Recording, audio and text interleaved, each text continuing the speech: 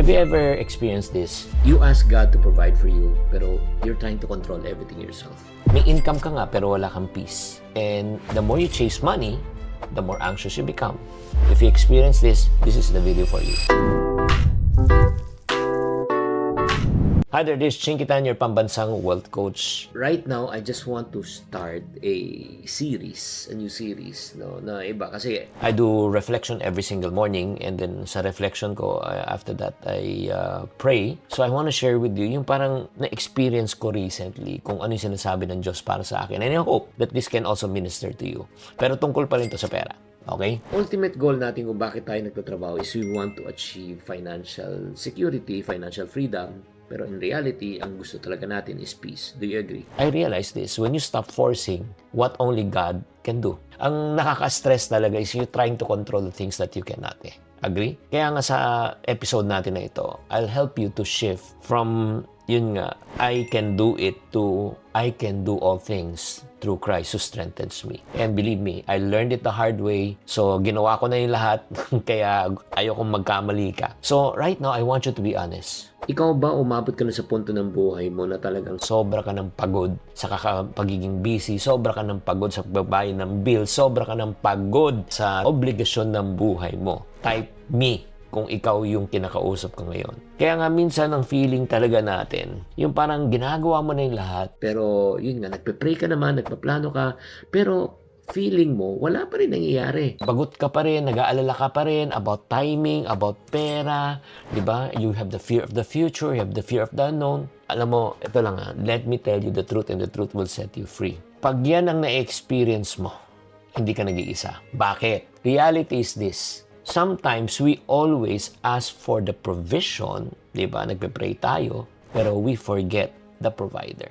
Alam mo kasi minsan masyado tayong focus sa provision Yung parang, oh Lord, prayer naman yung answered prayer. Pero hindi natin minsan fino-focus sa promise keeper, di ba? So, ang nangyayari, pag di dumarating yung prayer natin, lalo na kunyari yung pera, nagpapanik po tayo. Pag na humina ang kita natin, natatakot tayo. Pero kunyari, hindi nagpupush on yung deals natin. Di ba? Parang pinipilit natin. Pero ito yung katotohanan. Pwede mong pilitin, pwede kang magkaroon ng pera, pero minsan na nawawala, peace of mind. Do you agree? At alam naman po natin yan, di ba? Maraming tong mga tao na talagang mararaming pera, may yate, may aeroplano, pero alam mo naman, sa hindi tamang pamamaraan ang pagkuha. Meron nga silang security sa pera, pero alam mong wala sa kanila, peace of mind. Okay, let me be straight. Hindi naman sinasabi natin, ayaw natin na magkaroon ng comfort sa buhay. Pero ito yung one thing that can help us to lose peace talaga. When we focus on the provision, not on the provider. Yung parang feeling natin we want control. And then, ang nangyayari niyan, we stop believing in God's ways, but we try to do it our way. Diba? Alam mo naman natin, diba? God's way is right. Our way is sometimes wrong, and most often time is wrong. Ito yung naintindihan ko Hindi natin pwedeng pilitin kung hindi pala talaga timing. Diba? Yung plan mo, hindi mo pwedeng ding pilitin. Kahit na magtrabaho ka, ako, nangyari sa akin yan. I turn date into night and night into day, pero wala pa rin nangyayari. Now, let me ask you this question. Sa season ng buhay mo ngayon, are you forcing something na hindi pa talaga timing? Paki-comment naman sa comment section. So, if you are forcing something that it's not yet God's timing, let me encourage you to do these 3 things. Number 1, stop believing in yourself and start believing in God. So, work faithfully to serve God, not fearfully. God has given you the spirit of faith, love, and sound mind. God does not give you the spirit of fear. That's number 1. Trust God. Number 2, ang dapat hingin natin, you ask wisdom before opportunity. Kahit na binigyan ka ng opportunity, pero pag wala kang wisdom, palpak pa rin ang desisyon natin. Wisdom gives us the ability to create wealth, and wisdom also gives us the ability to protect our God-given wealth. Number 3, wait. Ika nga wait for God's timing, not your timing. Diba? Kasi minsan pinipilit natin, doon tayo nagkakaproblema Delay doesn't mean it's denial. Sometimes it's actually protection. Waiting is not a waste of time. It is trusting God's time. Kaya nga when you focus on the provision, diba? Yung sa answered prayer instead of the provider, alam mo nangyayari niyan? Nagmamadali tayo, nagkakamali tayo, at nawawalan tayo ng peace of mind. In reality, I want you to look back. Meron ka bang mga desisyon na pinilit mo na alam mo hindi galing sa Diyos, ngayon pinagsisihan mo? Kaya nga, a person who trusts in the provider, not in the provision, number 1, don't panic. Oh, don't panic, it's organic. Number 2, hindi siya nagmamadali. And number 3, he doesn't compare himself with others. Alam mo ang ginagawa niyan?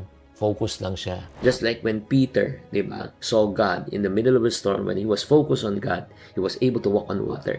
When he started to look at the waves, di ba, right and left, ano nangyari? Nagpanik na siya. So when you focus on God's timing, you move steadily, you choose wisely, and you trust Him deeply. Uulitin ko, provision is not about answered prayer.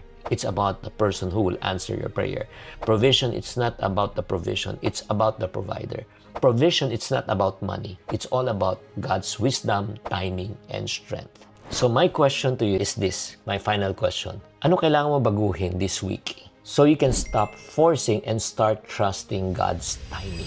I hope that this episode spoke to you, and if you like this episode, kung gusto nyo pa ng ganitong mga klaseng episode, I want you to type God's timing. So gagawa ko ng episode 2, episode 3, episode 4 kung gusto nyo lang. Okay? Maraming salamat sa inyong pakikinig. Tatandaan, tamang karunungan, tamang disiplina ang susi sa pagyaman. Chinky Tan, with over 6 million Facebook followers, 2.8 million YouTube subscribers, and 2.4 million TikTok fans, is now all out to share with you the most practical, simplest path to lasting wealth.